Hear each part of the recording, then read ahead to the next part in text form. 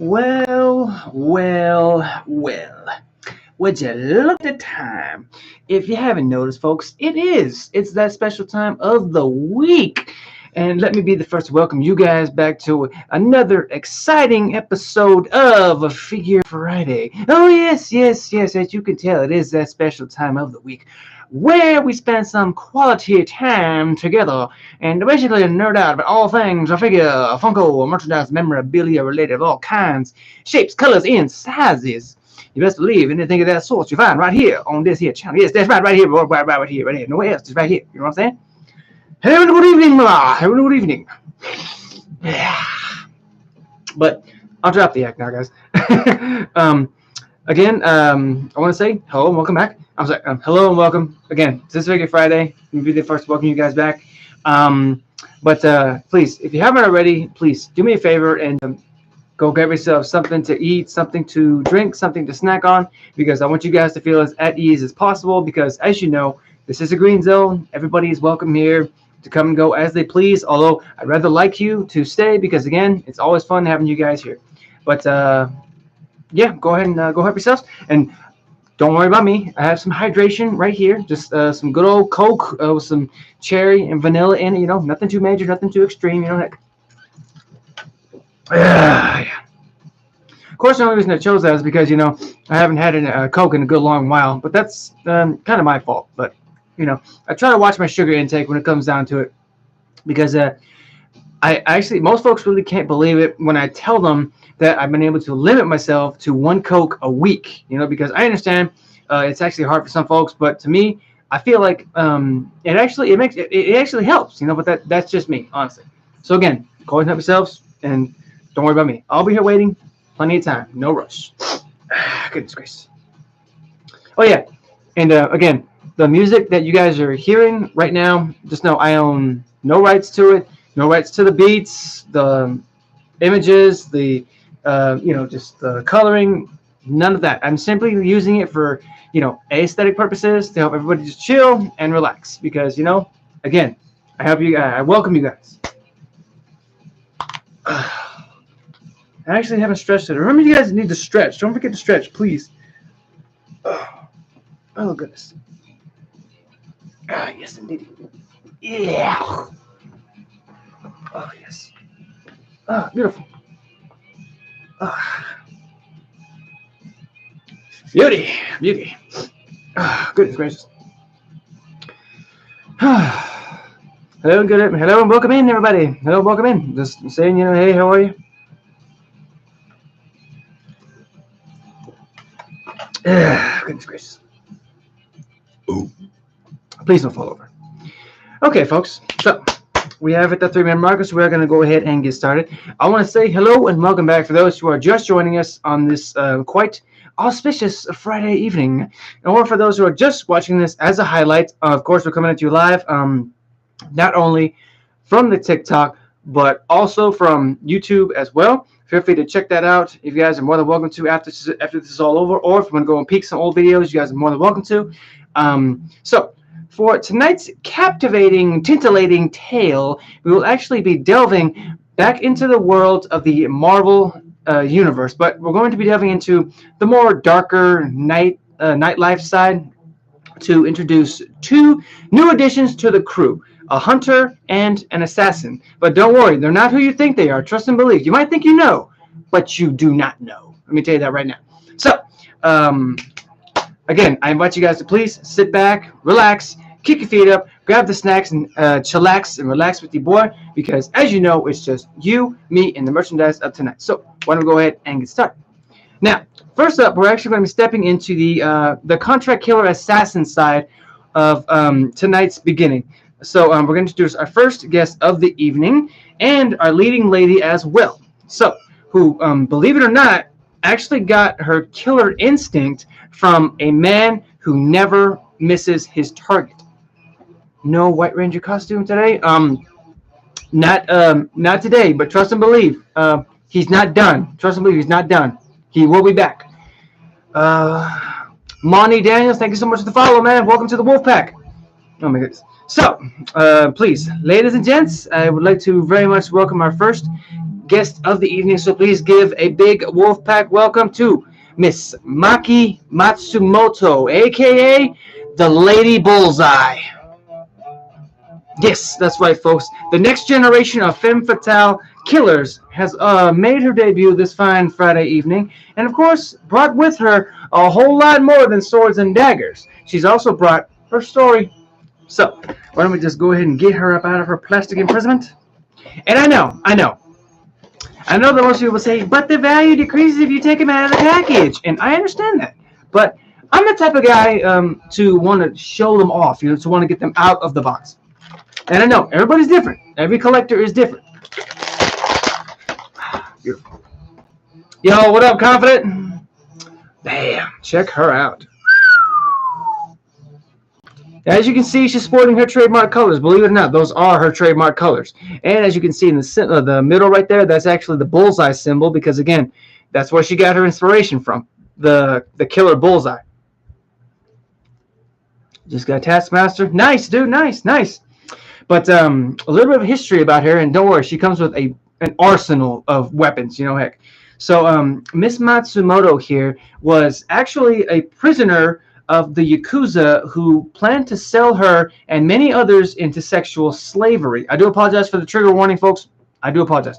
However, Bullseye, on the other hand, was actually on an unrelated I apologize. An unrelated errand, and actually arrived during that time to actually slaughter her captors and the Yakuza mobsters. However, during that time, the sight of Bullseye effortlessly killing her captors actually inspired the girl to escape and become a killer as well. And a few years later, she actually trained by one known as Izo, who was actually a founding member of the Hand. Because you guys don't know who the Hand is, they're basically a clan of ninja assassins who bear I do believe they're the red colors if I remember right, but I do apologize because I haven't had a chance to read too much into them. But that's only because I was reading up on Maki out at the Hand, and that was my fault. I'll send you pics of him on Discord. Sweet, I'll be looking forward to it, man. Heck, feel free to send him my way. I'll take a look at him. But during the years that she actually trained with Izo, she actually ended up becoming a skilled fighter, and he actually promised her that one day she would actually end up leading the Hand, Okay. Now, I know her story might seem a little short, but that's only because not a lot of facts was found out about her in her early life. But believe it or not, afterwards, whenever she ended up either leaving or leading the Hand, that would not deter her from her other life, which was as a lawyer. I believe she was a defense lawyer or defense attorney, kind of like her counterpart, Matt Murdock, a.k.a. Daredevil. But, yeah, like I said, she comes with an arsenal of weapons tonight. Whoops. Of course, like all assassins, one of the most well-known fighting tools is the katana. And, of course, there's also her weapon of choice, since it dates back to her heritage of being in Japan. And she comes with 2 interchangeable hands. She also comes with 2 extra sets of weapons. Of course, she gets 2 of these bad boys right here. They're the Sai. Okay. And I actually like this next pair right here because I feel like it's sort of a nod to one of the Mortal Kombat characters because they're fans. But they're not just any fans. They have blades in them, Okay, so same thing with Taskmaster. He's got so much stuff. Yeah, dude, if it's one thing I've learned about like Taskmaster, he actually has to be able to have the right set of gear in order to do the job, much like Maki here. But I did find out some pretty interesting facts about her. For example, she actually made her debut in Daredevil Volume Number 2, Issue 111. And it's kind of like a little unrelated note, but also it's like a nod also to a movie. She was actually inspired by Lady Snowblood, who was actually a young woman trained to be a deadly instrument of revenge, much like her story revolves around that. And again, Lady Snowblood is a film. Just in case you guys want to check that out, I guarantee you won't be disappointed. And probably the most interesting little tidbit that I found out about her is the fact that she's faster than Bullseye.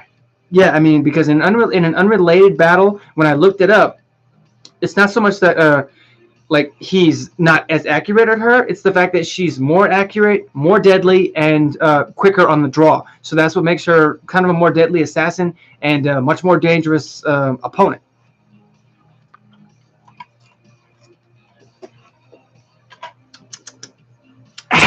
Delicioso.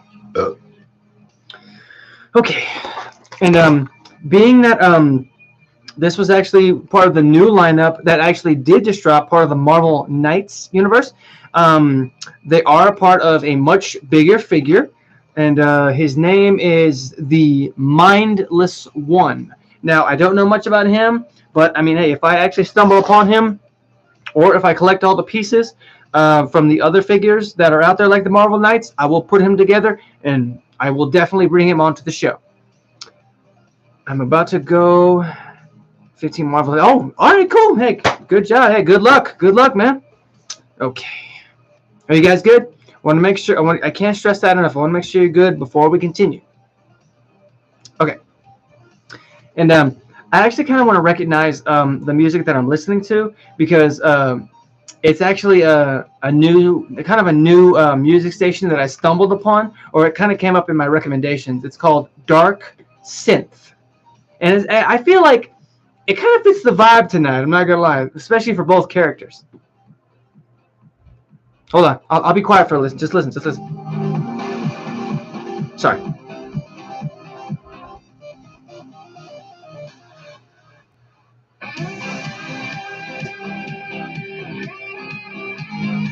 Okay. Yeah. I'm sorry. Just vibing for a second, you know. Okay. All right. I'm enough vibing. Heck, we'll move on. Oh goodness. Alrighty, folks. So next up, we're actually going to be taking a walk into the occult and supernatural side of the MCU to introduce our next guest of the evening, who really is a sucker for killing the undead. So please, ladies and gents, give this one last big Wolfpack welcome to Mr. Eric Brooks, aka Blade. Yep, Jack, you called it. Good job, man. You called it. Heck, you called it right before. I mean, you beat me to it. Good job. Good guess, really. But yes, that's right, folks. The Daywalker has also joined us on this debut night and looking very awesome. And again, another underrated hero, in my opinion, that actually deserves the hype that surrounds him. I mean, good Lord. Good Lord. Do I like WWE? Of course, I love WWE, dude. I actually grew up with the Attitude Era back in the 90s. Best era. You can't fight me on that one, dude. The Attitude Era was the best era ever. I'm sorry, but you can't beat me on that. It was unmatched. But since we brought him, Mr. Blades, here tonight, we're going to talk a little bit of history about him. Oh my goodness. Again, I have been beating around the bush to actually get my hands on a Blade figure, but the ones that I was looking at, they couldn't match. You know, they really couldn't match. Oh, look at him. And again, this is another one of the Marvel Knights figures that did just drop recently. As you can see, he's very happy to be here. He's very happy to be here. But please don't bite me. For the love of all things holy, Blade. Please. I know you're angry, but I'm not a vampire just because I made that noise. Don't do that. But Mr. Brooks here. He actually became what's known as a Dhampir. I know it's Dhampir, but it's actually Dhampir. Dhampir. And basically, what that is a cross between human and vampire. Eric actually became half vampire after. I'm sorry. I just can't believe he's actually here. Okay. He became a vampire after one known as Deacon Frost actually ended up biting and feasting on his mother while he was actually still in his mother's womb, allowing him to become the Dhampir. And after being trained by one known as Jamal, Brooks took the title of Blade and decided to hunt down vampires to avenge his mother's death. And Blade would actually later stop other supernatural threats with the aid of Quincy Harker, who was actually known as the Mighty Avengers. I'm sorry, he was part of the Mighty Avengers, and of course, he was also alongside the fellow teams of the X-Men and the Midnight Suns. Thanks so much for the tiny Danny in the music. Wait, what was that? I'm sorry. Opinion on Revoltech. I don't know much about Revoltech, but I have heard good things about them. I've seen some of the stuff that they put out. The detail on them is actually it's definitely there, dude. If I was gonna go with them, I would definitely give them a try and just see how you feel about it before look at the reviews, see if like the posability is there, the details, all that good stuff. You got to cover all that stuff before like you want to make that leap into getting it. The Black Panther one. See, exactly. You already found a good one. The Black Panther is definitely a good one. What was that? X-Men Menace. Oh yeah. And though Blade is actually crusading against forces that are a threat to humanity, he's actually also a loner by nature and does not take orders well. And for this reason, also the nature of the foes he fights against, he often, operates sort of outside of society and rarely interacts with other superheroes. Now, I know it's true he has been a member of so many other teams, but during that time, he's also wanted to do his own thing, just to get the job done. And he's also one who actually protects the world from supernatural and otherworldly threats. Now, I don't know if that includes just vampires, but I do believe that includes vampires and other supernatural, like occult beings. I don't think we're talking about like ghosts and goblins and things like that, but maybe demons too. Again, I did not get a chance to read too much into his story other than the fact, like the basics, because I just wanted to cover, I wanted to get to the heart of the matter, But again, I did find some pretty interesting facts about him. But before we get into that, I would very much like to share his arsenal with you guys as well, because again, being a hunter of his caliber, he's got to have weapons. For example, being that he's a vampire hunter, every vampire hunter comes equipped with a pair of these wooden stakes. And no, I don't mean the kind that you cook on a grill. These bad boys will pierce the heart of any vampire easy. And he does come with tape. The tape. One of my many, many worst enemies. The devil's tape. Oh, I got it. Ow, dang, that was sharp. Yeah. I'm just kidding. It also comes with these things right here. I do believe they're called glaives, if I remember right, because he would grip it right here and then just toss it and I'm sorry. Yeah, and of course, much like Lady Bullseye, his weapon of choice is also this bad boy right here, this katana.